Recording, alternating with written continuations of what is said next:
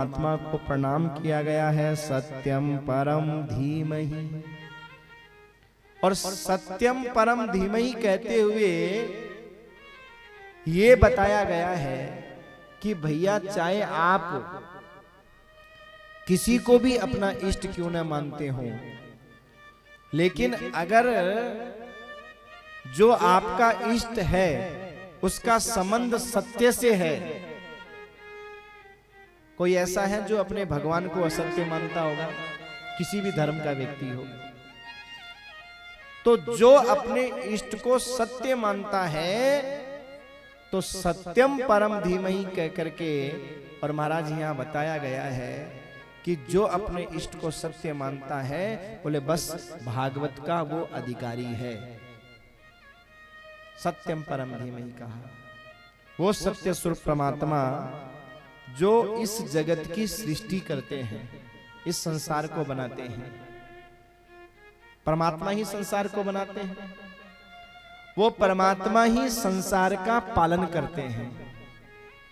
ये हमारा भ्रम है कि बेटा घर चलाता है, कि बेटी घर चलाती है, कि बाप घर चलाता है। भ्रम है ये हमारा, क्योंकि सजनों घर तो वो परमात्मा ही चलाते हैं। ध्यान रखिएगा आप।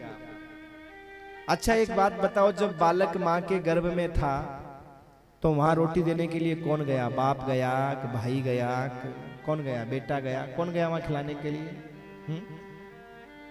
उस भगवान ने व्यवस्था की ना। हाँ, जब दांत नहीं थे तो माँ की छाती में दूध की व्यवस्था की उस परमात्मा ने, और दांत आए तो कहीं न कहीं किसी न किसी बहाने से अन्न की व्यवस्था। आपको तो भगवान ने एक निमित्त बनाया है, निमित्त, जस दिया जस। अगर आप किसी को 2 रोटियां खिलाते हो तो इस बात का अभिमान मत करना कि हमने कमाकर किसी को 2 रोटी खिलाई है। नहीं, हम कौन होते हैं खिलाने वाले? क्या पता किसके बहाने से हमें 2 रोटी मिली है, क्या पता महाराज। हमने किसको भोजन करवा सकते हैं, हम किसको खिला सकते हैं? वो परमात्मा अपने आप सब जीवों की व्यवस्था किसी न किसी तरह से करता है, क्योंकि पालन करना उस परमात्मा का कार्य है,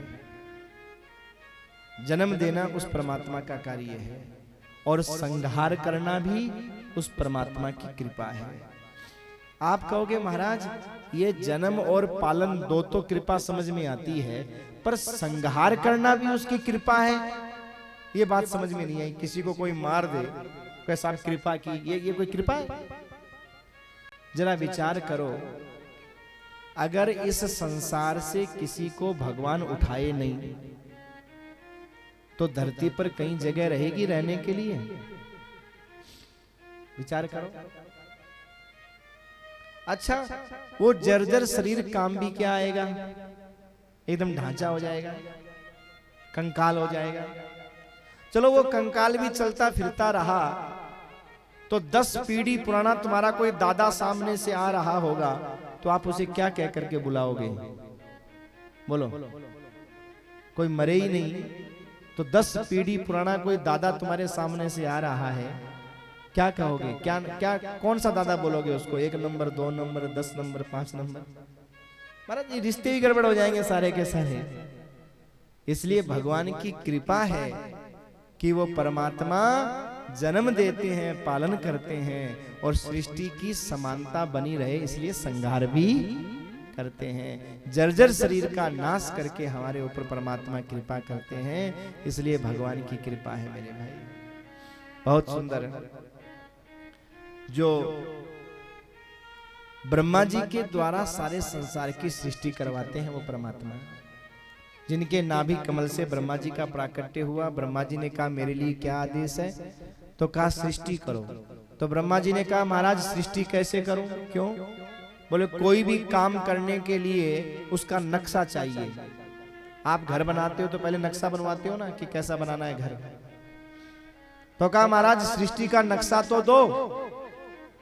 तो भगवान ने ब्रह्मा के हृदय में वेदों की स्थापना की। ये वेद क्या है? ये वेद है सृष्टि का नक्शा। वेदों में वर्णन किया गया है इंद्र को कैसा बनाना है, वरुण को कैसा बनाना है, उसके हाथ में क्या अस्त्र शस्त्र देने हैं, कौन सी सवारी देनी है, कैसा उसका लोक बनाना है।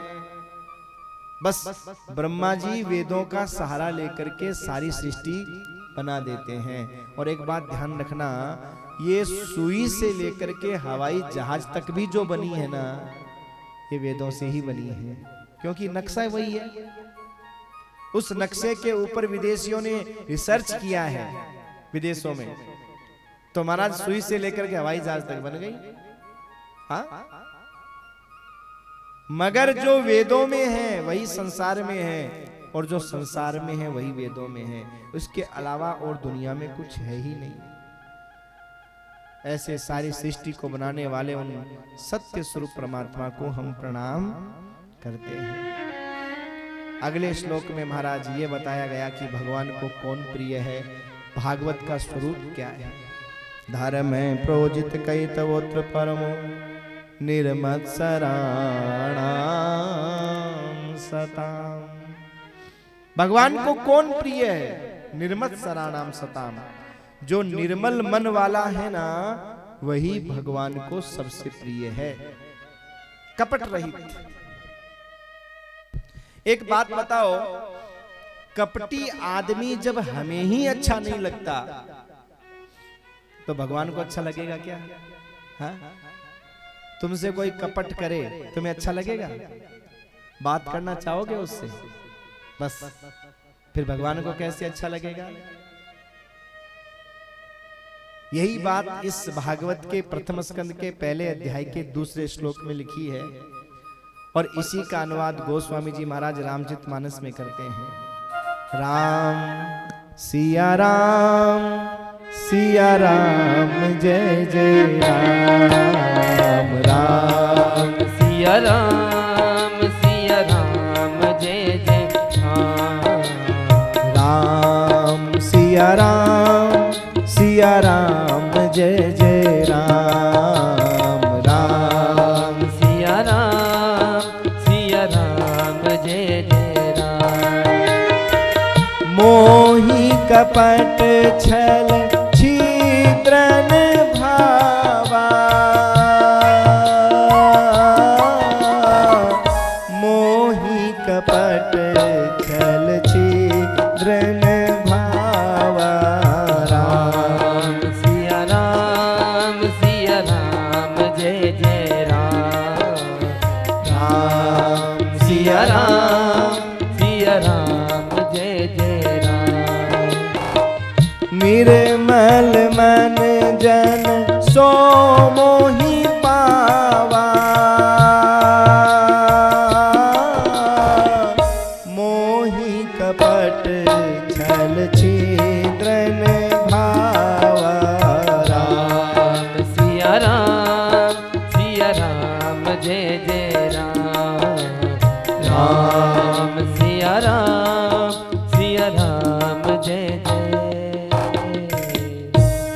निर्मल मन जन सो मोहि पावा, और मोहि कपट छल छिद्रना